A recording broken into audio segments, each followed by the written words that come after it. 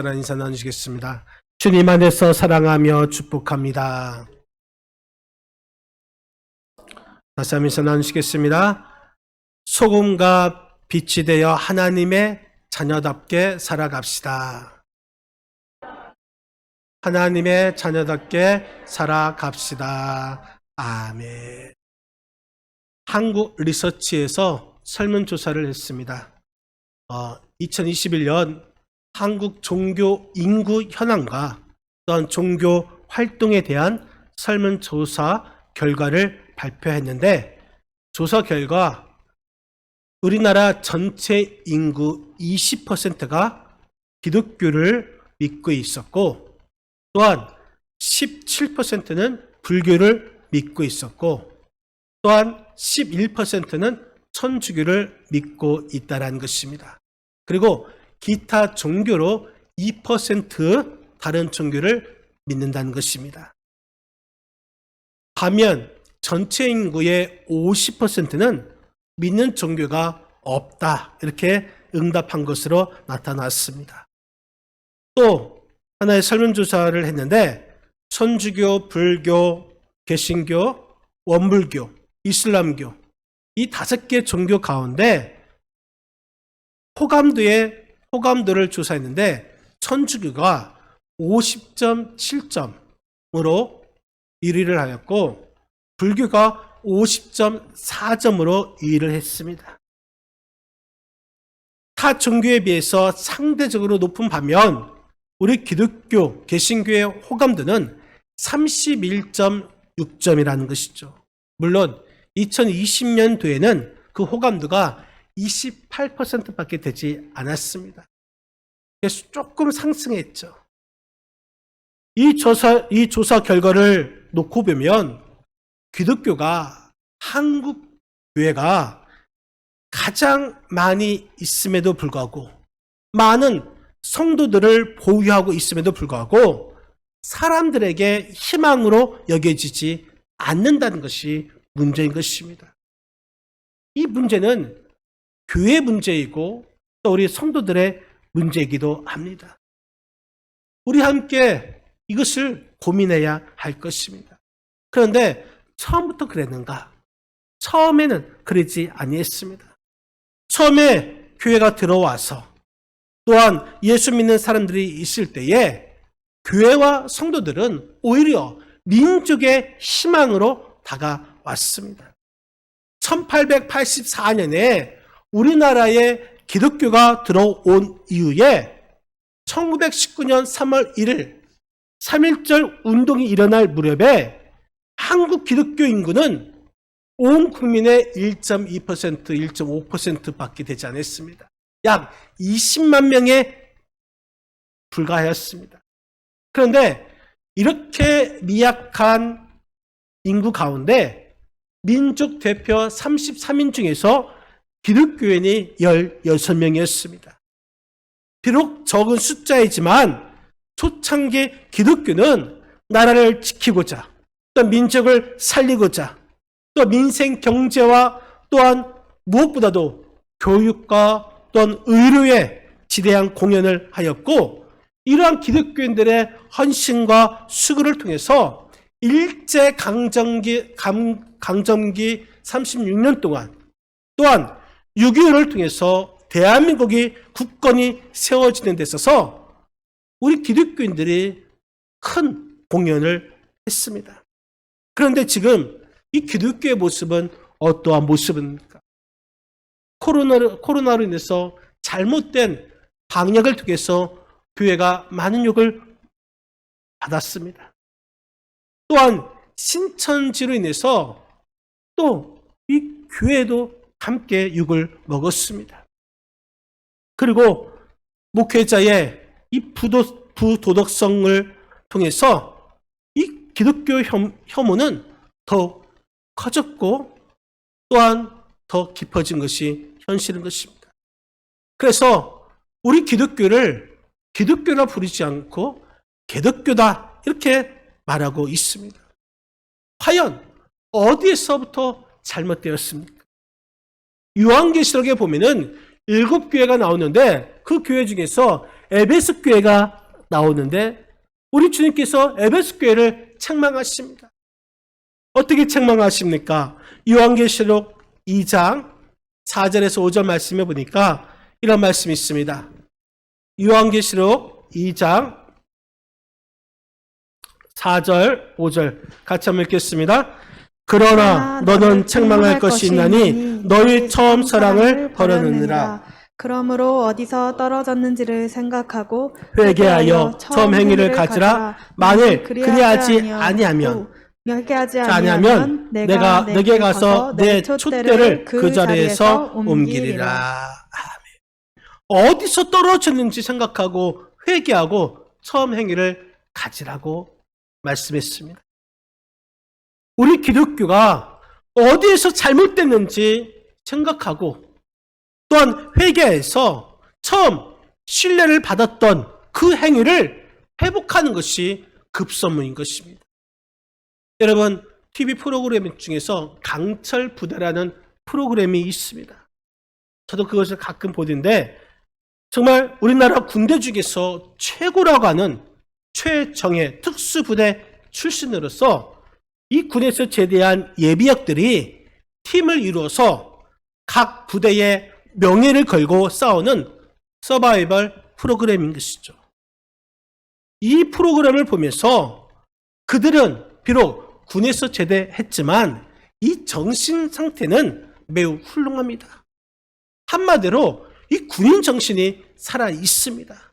또 군인으로서의 사명 의식이 투철합니다. 여러분, 우리도 우리 교회가 이 세상의 희망이 되어야 할 것입니다. 우리 기독교인들이 이 세상의 희망이 되어야 할 것입니다. 그러기 위해서는 하나님께서 우리에게 주신 그 소명, 하나님께서 왜 우리 교회를 세워주셨는가? 왜 주님께서 우리를 부르셔서 주님의 제자로 삼아 주셨는가? 이 소명을 회복해야 할 것입니다. 이 소명이 회복할 때에 한국교회가 다시 민족의 희망으로 자리 잡을 수가 있다라는 사실인 것입니다. 여러분, 하나님께서 우리 교회에게 주신 소명, 또 우리 성도들에게 주신 그 소명이 무엇인지 분명하게 알아야 할 것입니다. 그래서 오늘 본문 말씀에서 예수님께서 이 교회와 또한 이 성도의 정체성, 존재 이유를 소금과 빛으로 비유하시면서 우리에게 말씀하셨습니다. 먼저 우리는 세상의 소금이 되라 말씀하고 있습니다. 마태복음 5장 13절 말씀 우리 같이 한번 합독하시겠습니다. 너희는 세상의 소금이니 소금이 만일 그 맛을 잃으면 무엇으로 짜게 하리요? 후에는 아무 쓸데없어 다만 밖에 버려져 사람에게 밟힐 뿐이니라. 아멘. 우리는 먼저 소금으로서 그 소명을 회복해야 할 것입니다. 예로부터 소금은 귀하고 정말 가치 있는 재료로 알려져 있습니다. 한자를 소금을 작을 소자에다가 쇠금, 작은 금이라고 하죠. 그만큼 이 소금은 귀한 것입니다.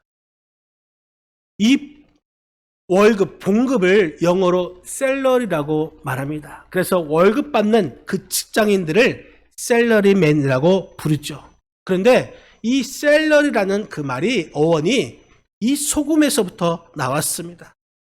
고대 로마 병사들이 이 월급을 받을 때 소금으로 받았습니다. 그래서 우리가 영어로 소금을 말할 때 솔트라고 말하는데 이 라틴어로 이 소금을 살이라고 말합니다. 그래서 T를 써갖고 이제 솔트, 영어로 소금이라는 말이 있는 것이죠. 이 소금을 월급으로 지급한 것을 살라리움이라고 말을 합니다. 그래서 이 살라리움이 시간이 지나면서 이 월급을 뜻하는 셀러리로 변화했던 것이죠. 그리고 일반적으로 4대 문명이라고 하면은 이 물과 관련이 되어 있습니다. 하지만 이 물만 있는 것이 아니라 소금도 풍부한 곳에 이 4대 문명이 발명이 된 것이죠. 상업이 그리고 또한 도시가 발달하기 위해서는 항상 소금이 그 안에 있었습니다. 심지어 이 소금을 얻기 위해서 전쟁까지 일어나기까지 했습니다. 그냥 소금은 단순한 일반 그 조미료로 알고 있지만 우리 삶에 있어서 밀접한 관련을 맺고 있습니다. 무엇보다도 우리가 소금을 섭취하지 않으면 죽음에 이르게 됩니다. 또 우리 몸속에 있는 세포와 근육과 혈액과 면역에 있어서 이 소금 성분이 필요합니다.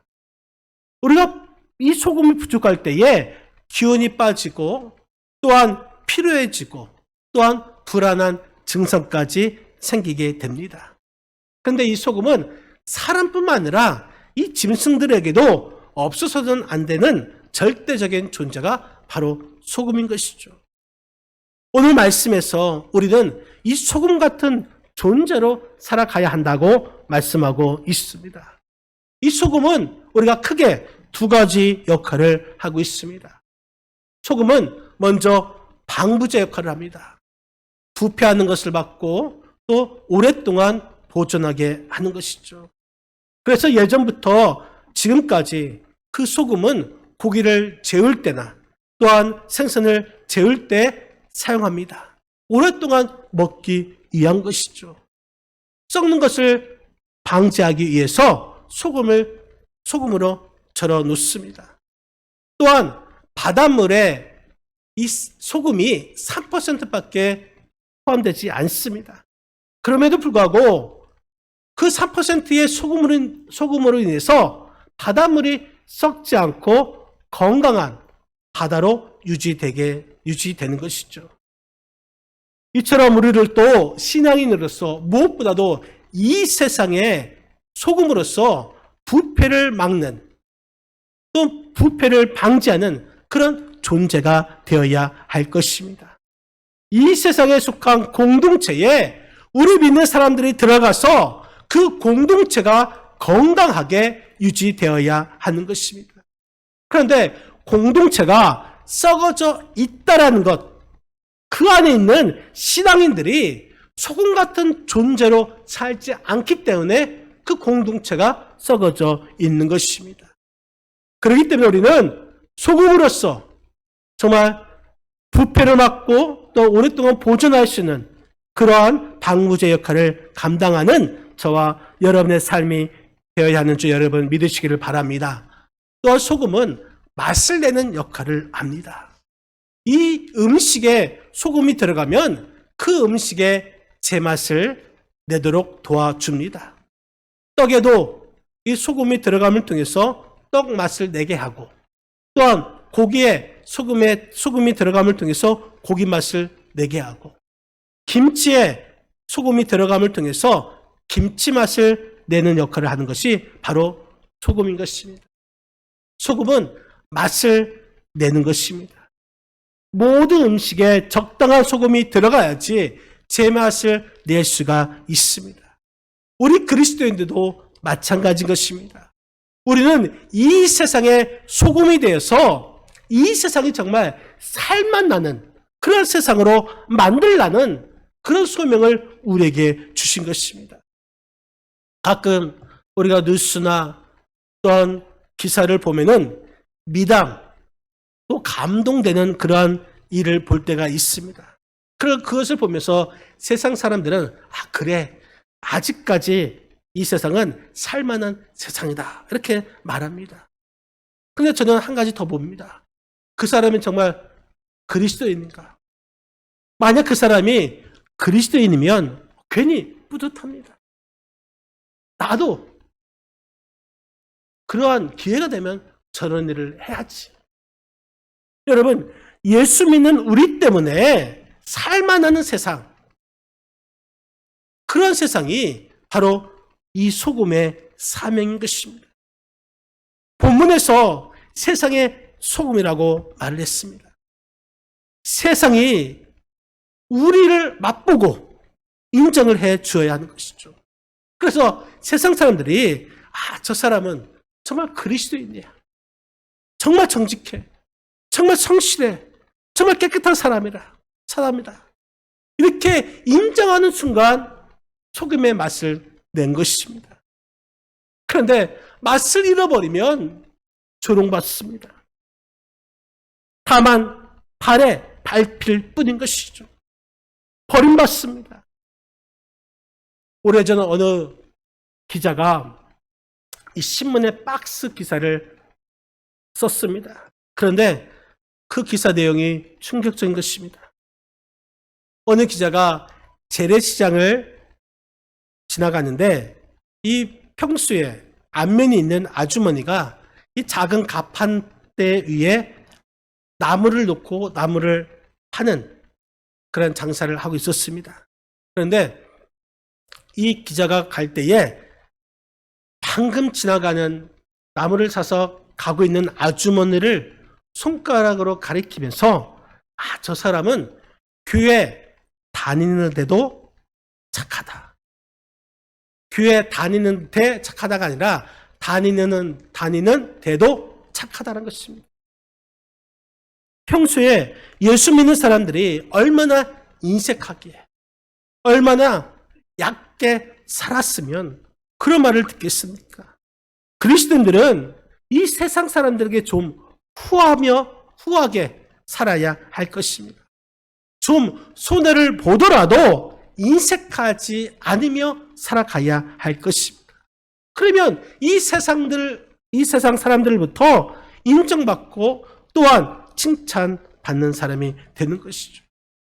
이 중요한 것은 소금은 스스로 녹여서 맛을 냅니다. 스스로 녹여서 부패를 방지합니다.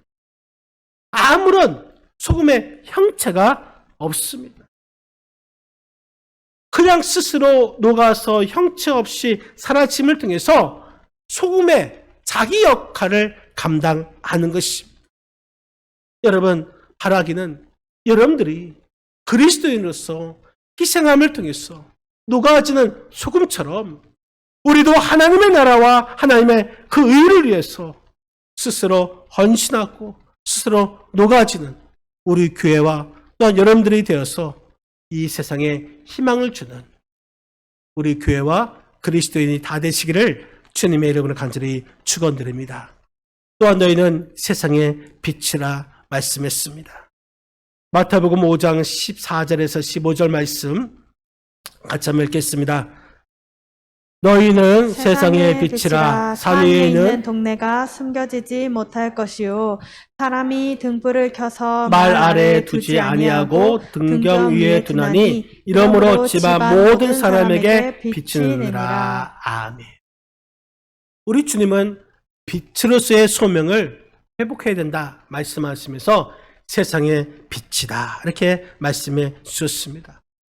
왜 예수님은 우리의 삶을 세상의 빛으로 비유하셨을까요? 예수님은 누구보다도 이 빛의 특성을 잘 알고 계셨습니다. 여러분, 빛은 먼저 어두움을 쫓아냅니다. 빛과 어둠은 함께 공존할 수가 없습니다. 빛이 들어오면 어두움은 사라지게 된 것이고 또한 빛이 사라지면 어두움은 들어오게 되는 것입니다. 이 빛이란 것은 어둠을 쫓아냅니다. 또한 빛은 그래서 감추어진 것을 드러나게 합니다. 빛은 있는 그대로를 드러나게 합니다. 하얀 것이 있다면 하얗게 보이고 검은 것이 있다면 검게 보이고 더러운 것이 있다면 더럽게 보이고 깨끗한 것이 있다면 그대로 깨끗하게 보여주는 것입니다. 빛은 좋고 나쁜 것을 그대로 보여줍니다. 빛으로 오신 예수님께서 오셨을 때에 사람들이 두려워하는 이유가 무엇이겠습니까? 성경은 이렇게 기록하고 있습니다. 요한복음 3장 20절 말씀 같이 한번 읽겠습니다. 악을 행하는 자마다 빛을 미워하여 빛으로 오지 아니하나니 이는 그 행위가 드러날까 함이요. 악을 행하는 자마다 빛을 미워하여 빛으로 오지 아니하나니. 여러분, 빛이 오면 어둠 속에 있는 모든 전체를 밝혀주니까, 모든 것이 탈로 나니까 어둠에 있는 자들이 이 빛을 싫어한 것입니다. 악한 자가 이 선한 것을 싫어한 것입니다. 여러분, 우리가 하나님의 말씀대로 순종하여 살면은 이 세상의 불의를 쫓아내게 되는 것입니다. 마귀의 세력이 두려워서 도망치게 되는 것입니다. 이 빛은 감추어진 것을 드러나게 합니다. 또한 빛은 우리를 인도하는 그런 역할을 합니다. 우리가 나아갈 길을, 그 방향을 알려주죠. 불의하고 악한 이 어두운 세상에 참 진리의 빛이 비칠 때 어떤 사람은 빛이 싫어서 도망치는 사람이 있는가 하면 어떤 사람은 그 빛을 향해서 나오는 사람이 있습니다. 우리가 이 세상에 빛을 댈 때에 어둠에 있는 자들은 우리의 삶을 보고 빛으로 나오게 해야 하는 것이 우리의 빛으로서의 소망인 것입니다. 항구에 가면 등대가 있죠. 이 등대는 어둠 가운데 바다를 항해하는 그 배들이 이 등대의 불빛을 보고 항구로 귀향할 수 있도록 하는 것이 바로 등대의 역할인 것입니다. 여러분, 지금 이 세상은 진정한 용기 있는 그리스도인을 찾고 있습니다. 세상이 점점 잘못되어지고 있습니다. 세상이 점점 도덕이 타락되어지고 있습니다. 윤리가 무너지고 있습니다. 모든 세상이 악해지고 있습니다. 그때 우리 그리스도인들은 정의와 양심으로서 그들을 빛으로서 인도해야 할 것입니다. 빛은 우리를 인도하여 줍니다. 또한 빛은 이 경고하는 의미를 가지고 있습니다. 이 빛이 종종 위험을 알려주는 그런 신호를 하죠. 다시 말해서 이 자동차를 보면은 비상등이란 것이 있습니다. 위험을 감지할 때에 비상등을 켜서 위험을 알려주는 것이죠. 마찬가지로 우리 성도들은 이 세상의 위험을 알려줄 수 있는 그 시대의 양심이 되어야 하는 것입니다. 우리의 빛을 비춰줌을 통해서 악한 자들이 이 멸망의 길로 가는 그 길을 경고로 알려줘야 하는 것입니다. 불의한 자의 양심을 일깨워 주어야 할 소명이 우리에게 있습니다. 이러한 빛의 역할을 잘 감당하기 위해서는 빛이 잘 드러나야 하는 것입니다. 오늘 본문 15절 말씀에 보니까 우리가 불을 켜서 말 아래 감추지 아니하고 등경 위에 올려놓는다, 이렇게 말을 했습니다. 이 말은 빛이 드러내야 한다는 것입니다. 여러분, 빛은 소금과 다릅니다. 이 소금은 스스로 자신을 녹여서 은밀한 중에 영향력을 발휘하지만 빛은 적극적으로 자신을 드러내서 그 존재의 의미를 가지고 있습니다. 여러분, 말 아래 감추지 말고 등경 위에 놓는다. 이 말 여러분 아시죠? 옛날 어렸을 때 이 콩이나 또 쌀을 말에 담을 때 있고 뒷박에 담을 때도 있지 않습니까? 이 말, 그 말은 함지박 같은 바구니를 말하고 있는데 그 말 안에 등불을 놓으면 어떻게 됩니까? 보이지가 않습니다. 그 말 아래 두지 말고 등경 위에 놓아서 이 빛을 드러내게 해야 한다는 것입니다. 다시 말해서 우리는 예수님의 제자가 되었으면 예수님의 제자라고 만방에 공개해야 한다는 것입니다. 예수님의 제자는 숨어있는 제자는 있을 수가 없습니다. 우리는 신앙인이다. 이 사실을 공개해야 하는 것입니다. 여러분들이 다니는 직장이나 사업장이나 있는 곳에서 나는 그리스도인이다. 이 사실을 알릴 수 있어야 하는 것입니다. 비록 내 신앙이 좀 약해서, 그래서 때로는 실수해서 잘못된 그 신앙생활을 할지라도 이 세상에 공개해야 할 것입니다. 옛날에 어떤 사람은 교회 올 때에 이 성경책을 가져와야 되는데 그게 창피해서 성경책 위에 신문지를 감싸서 꼭 신문지처럼 보이려고 교회 오는 사람들도 있었습니다. 또 이 성경책이 너무 커서 작은 성경책을 바꿔서 주머니에 쏙 놓고 교회 오는 사람도 있습니다. 요즘은 성경이나 찬송이나 성식 기록문 다 화면에 띄우니까 아예 성경책도 안 가져온 분들도 있습니다. 여러분, 예수님께서는 마태복음 10장 32절 33절 통해서 누구든지 사람 앞에서 나를 시인하면 나도 하늘에 계신 내 아버지 앞에서 그를 시인하겠지만 누구든지 사람 앞에서 나를 부인한다면 나도 하늘에 계신 내 앞에서 그를 부인하겠다. 이렇게 말씀해 주셨습니다. 여러분들은 세상에 가서 떳떳하게 나는 예수 믿는 그리스도이다. 나는 예수 믿는 사람이다. 여러분 증거하시기를 바랍니다. 이러한 사실을 드러내면은 정말 더욱 책임 있는 그런 행동을 가지게 될 것입니다. 바라기는 여러분들은 이 세상의 빛으로 드러남을 통해서 이 세상을 밝히시는 그러한 빛의 소명을 가지시기를 주님의 이름으로 간절히 축원드립니다. 우리는 더 나아가서 하나님 자녀로서의 착한 행실이 사람 앞에 드러내야 할 것입니다. 오늘 본문 16절 말씀 16절 같이 한번 읽겠습니다. 이같이 너희 빛이 사람 앞에 비치게 하여 그들로 너희 착한 행실을 보고 하늘에 계신 너희 아버지께 영광을 돌리게 하라. 아멘. 착한 행실로서 하나님의 자녀에 대한 그 소명을 회복해야 할 것입니다. 여러분, 착한 행실, 이 말은 하나님의 나라의 자녀로서 하나님 나라의 백성으로서 걸맞는 삶과 행동을 말하고 있습니다.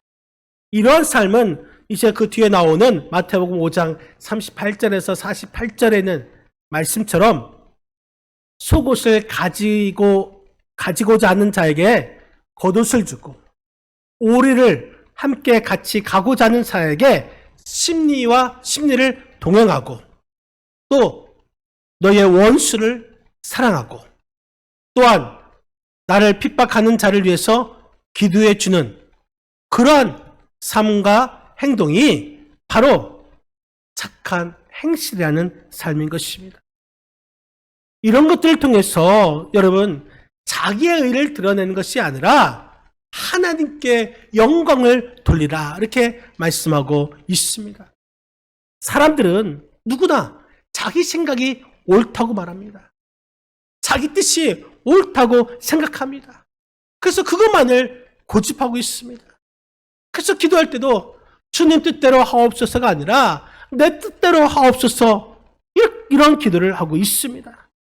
자기가 마치 의인처럼 착각하면서 자기의 의로운 생각을 보이려고 하고 있습니다. 여러분, 우리가 꼭 기억할 것은 우리 스스로는 빛이 될 수가 없습니다. 우리는 다만 빛이 되신 참 빛이신 예수 그리스도의 빛을 받아서 반사하는 역할을 해야 하는 것입니다. 우리 스스로 빛을 발하는 그런 태양의 역할을 하는 것이 아니라 태양빛을 받아서 반사하는 그런 달의 역할을 해야 하는 것입니다. 그래서 오늘 본문의 말씀에 소금이 먼저 나온 이유가 그렇습니다. 빛과 소금이 아니라 소금과 빛이 되어야 하는 것입니다. 먼저 소금처럼 은밀한 중에 희생과 헌신의 역할을 감당하지 않고는 빛이 드러날 수가 없습니다. 소금의 영향력을 발휘하지 않고는 스스로 빛을 드러나려 하기 때문에 위선자, 또한 외식한 자, 이렇게 말하는 것입니다. 마치 서기관들과 바리새인들처럼 이 소금의 은밀한 헌신 없이 드러나는 이 빛의 역할만을 하기 때문에 위선자라 이렇게 비난을 받는 것입니다. 그런데 예수님께서는 이런 비난이 없습니다. 왜 예수님의 말씀에 권위가 있습니까? 우리 주님은 하늘 보좌를 버리시고 이 죄악이 가득한 이 세상 한복판으로 오셨습니다. 그리고 먼저 소금으로 놓으셨기 때문에 예수님의 존재가 빛이 나는 것입니다. 예수를 통해서 하나님께 영광이 되는 것입니다. 여러분들도 소금처럼 녹아지고 빛처럼 여러분들의 행동이 드러남을 통해서 정말 착한 행실로 하나님께 영광 돌리는 그러한 자가 되시기를 주님의 이름으로 간절히 축원드립니다. 사랑하는 성도 여러분, 우리는 우리의 정체성, 우리의 존재 이유를 먼저 알아야 할 것입니다. 너희는 세상의 소금이요, 너희는 세상의 빛이요, 너희는 하나님의 자녀라는 이 사실을 우리는 한순간도 잊지 말아야 할 것입니다. 우리가 이 세상의 소금으로서 세상 곳곳에 은밀하게 녹아져서 이 세상을 살만하는 세상, 이 세상의 부패를 방지하는 소금의 역할을 감당하시고 또한 이 세상의 빛으로 이 세상을 밝힐 수 있는 그러한 등대가 다 되시고 더 나아가서 하나님의 자녀로서 착한 행실을 보여줌을 통해서 하나님께 영광을 돌림을 통해서 이 세상 사람들에게 희망을 주는 우리 충북교회와 또 우리 충북교회 성도님들이 이 소명을 가지시고 그 소명을 이뤄나가시는 우리 믿음의 권속들 다 되시기를 주님의 이름으로 간절히 축원드립니다. 기도하시겠습니다.